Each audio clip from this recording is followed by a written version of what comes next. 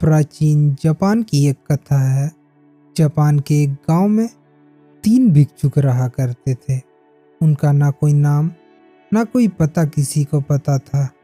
उन्होंने कभी अपने मुंह से कुछ बोलते किसी ने नहीं सुना था। मौन और मुस्कुराहट ही उनकी वाणी थी। पूरे साल धूप, ठंड, बरसात हो या बसंत, पूरे जापान की भ्रमण करते, आज यहाँ तो कल वहाँ।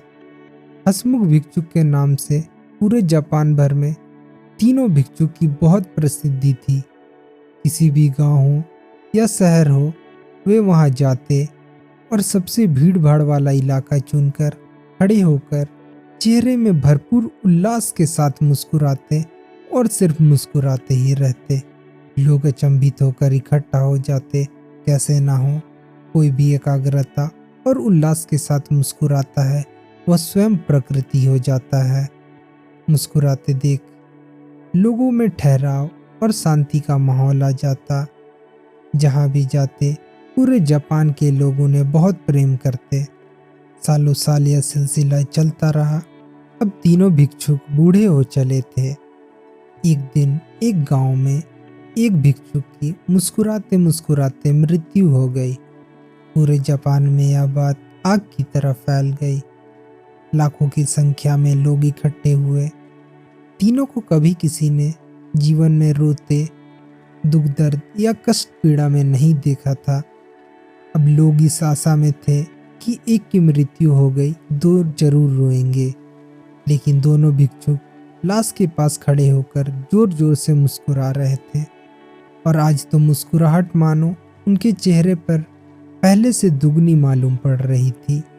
कुछ लोग उन्हें आए समझाने और समझाने की कोशिश की कि तुम तीनों सालों साल से साथी थे और अपने साथी की मृत्यु पर मुस्कुराना उचित नहीं है। पहली बार दोनों भिक्षुक ने एक साथ चुप्पी की मौन तोड़ते हुए एक स्वर में कहा, हमारा साथी मंजिल तक पहुंच चुका है और प्रकृति को पा चुका है। हम तीनों हमेशा चर्चा किया करते थे कि कौन सबसे पहले मंजिल पर पहुंचेगा। मौत मंजिल ही तो है, सत्य से अगर भागोगे तो उलझन में पड़ जाओगे। भिक्षुक ने कहा, हमारा साथी सालों साल से हमारे साथ रहा, साथ मुस्कुराया। पूरे जापान हमने साथ सफ़र किया, उसकी मौजूदगी का पल पल हमने साथ में जिया, वर्तमान में रहकर जिया। भिक्षुक ने कहा, हमारा साथी सालों साल से हमारे साथ रहा, साथ मुस्कुराया।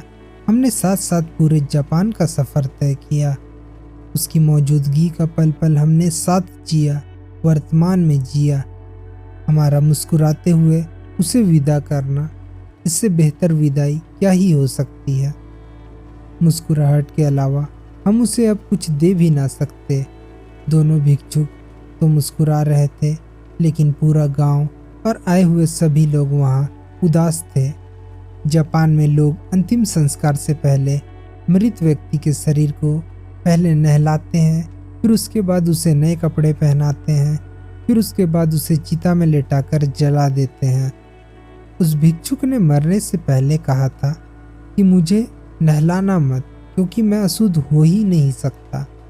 बात बिल्कुल सही है। जो व्यक्ति अपने जीवन भर मुस्कुराया है, वह अशुद्ध कैसे हो सकता है। जब उस मृत भिक्षु की अंतिम दर्शन की बारी आई, तभी पूरे लोगों ने देखा कि मृत भिक्षु के चेहरे पर एक अलग ही मुस्कुराहट थी। जब उसकी चिता को अग्नि दी गई तो उसके चीते से रंग बिरंगे पटाखे आसमान में छूटने लगे। उस भिक्षुक ने अपने चोगे में अनेक तरह के रंग बिरंगे पटाखे मृत्यु से पहले अपने वस्त्र में छिपा लिया था। वह देखकर वहां मौजूद सभी लोगों के चेहरे पर वही मुस्कुराहट आ गई जब वह भिक्षुक भीड़ में खड़े होकर मुस्कुराया करता था। जाते जाते भी वह अपने कर्तव्य को ना भूला और वहां मौजूद सारे लोगों को हंसा गया।